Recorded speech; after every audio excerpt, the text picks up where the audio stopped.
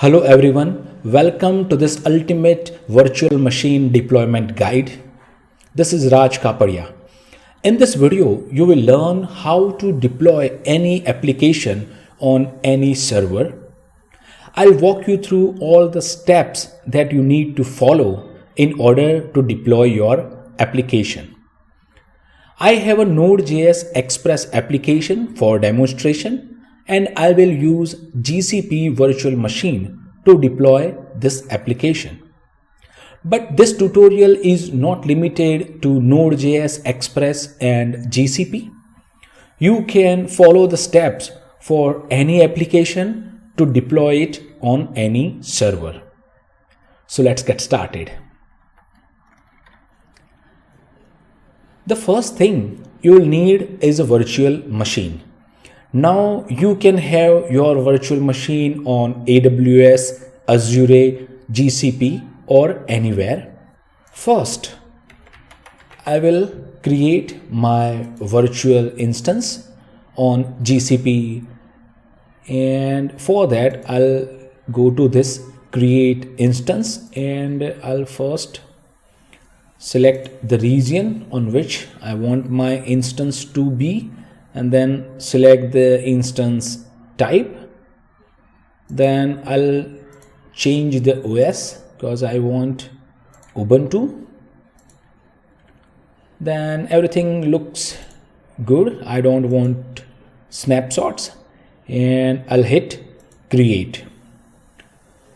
Now there are different ways with which you can connect to this newly created virtual machine which is on GCP. It may be on AWS or it may be on Azure. In my case, I need gcloud installed so that I can very easily connect to the instance. Now, once the instance is up, I can do that. In order to connect to this virtual machine, I need the name of the virtual machine and I need to connect it this way. In case of AWS EC2 instance, you have PAM or PPK file, and in case of, let's say, DigitalOceans, you will have SSH key. So when I hit enter, you can see now I am on the virtual machine. So the first step is done. We have created our virtual machine and we have now logged into the virtual machine. I also have a README file about the steps. So we have done the first step, connecting to a virtual machine. Next, we want to update and upgrade the system. So I'll come here and I'll run this update and upgrade command. Meanwhile, it is doing its work. What I'll do is that I'll make sure that the application runs locally. Now, in order to manage the application with fewer commands and run the application in background, I'll use Docker. Now this application needs two things: one, application itself, and PostgreSQL. That's why I have created Docker Compose file. This basically runs two things: first, PostgreSQL database and the application itself. So what I'll do is that I'll make sure that my application runs locally. I'll use Docker Compose up command to make sure that the application runs, and you can see the application is running without any error. That means I'm good to go. The next thing I need to do is I need to install Docker and activate it. So I'll do that very quickly.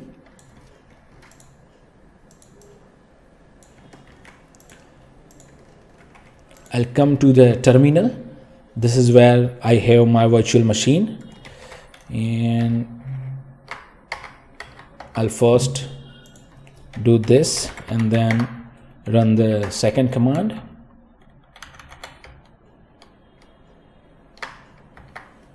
This will install Docker. Now this step can be different in your case. You want to run the application without Docker, you can do that. But I suggest using Docker because there are a couple of benefits. First, you can run the application with a single command. Also, you can run it in the background so that in case you close the window, you will have application running in the background. Let me check if Docker is installed correctly or not. And you can see when I hit Docker, I see all the commands. That means Docker is installed. Now I need my code on the server, but my code is here on my GitHub repository here. So in case the repository is public, you can copy the HTTPS URL and clone it on the server. But let's say the repository is not public and you want to clone it on the server. Then what you need to do is you need to go to the profile and under settings and under SSH and GPG keys, you need to add the server SSH key here. So let's do that very quickly. I will copy the command that will generate SSH key on the server. Here I'll write anything abc@gmail.com and hit enter and hit enter all the times. So now SSH key is generated. I can view the SSH public key using a command. Let me copy it very quickly and paste it here. Now this is my SSH public key that I need to add into GitHub. Now I'll come here, hit on new SSH key. I'll provide my SSH key and I'll say YouTube demo and add SSH key.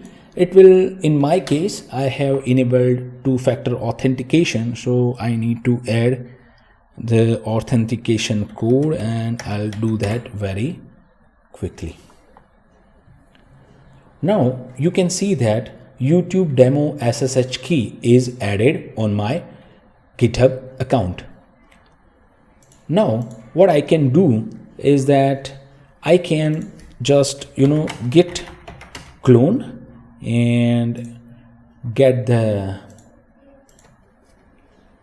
repository I want to clone. But since I have added SSH, I need to get this SSH part. I'll copy that. I'll hit the URL and hit enter. You'll see that it will ask to add the fingerprint. I'll say yes. And you can see I have now the code on this machine. So let me do ls.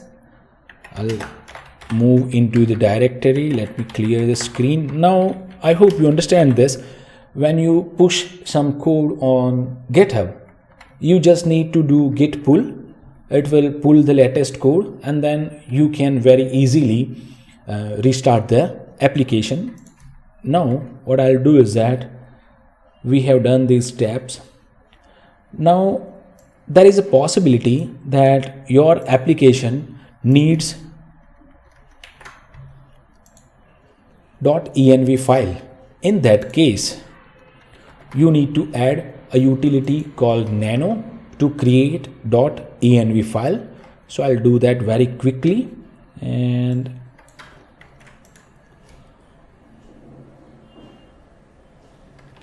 I'll say nano.env. So this will create a .env file and I'll very quickly copy the content and let's say production. I'll save this, I'll close this. Now if I do ls, I have everything, and if I do -a, I have my .env file as well. So that means I have everything to start the application. Now what you can do is that you can do docker compose up in my case to start the application. So I'll just copy this, I'll come here and I'll paste the command, and now it will, okay, I missed a small part because I need to add user into this docker group so that I can use it without sudo. Let me copy that very quickly. This is the code. Now if I do docker compose up, permission denied, let me do that with sudo. Maybe it wasn't able to capture this command correctly for the first time, but for the time being I can use sudo. So what this will do is that this will start the application.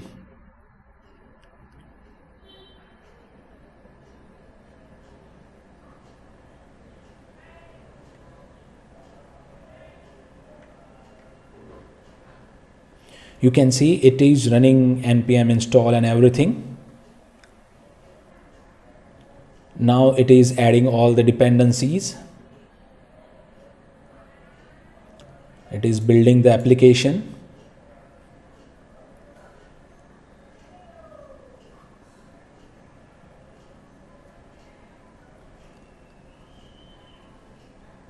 You can see the application is up and running. So what I'll do is that I'll just stop everything because I haven't used -d in Docker for daemon mode so that everything runs in background. Now what I can do is that I can use -d so that the application is in the background. I can close this terminal. Finally, I want to show you two more things. What you can do is that if you have domain, you can use nginx and let's encrypt so that your application can have HTTPS and your domain. So what you need to do is that first you need to install nginx, then create the configuration file, add the configuration, make sure you use your application port here and make sure you have your domain mentioned here. And then what you need to do is that you need to reload nginx, and then you need to add certbot so that it can have HTTPS and you can follow the prompts that comes on terminal.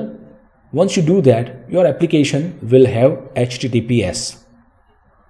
So I hope this video is helpful to you. You have now knowledge to deploy your own application on any server. If you face any issue running the code or following the steps that I have shown, please get back to me in the comment section. I'll surely help you. Finally, if you like the work I put on my YouTube channel, consider subscribing to my channel. It helps. Thank you for watching. Enjoy the life, feel the music. Peace.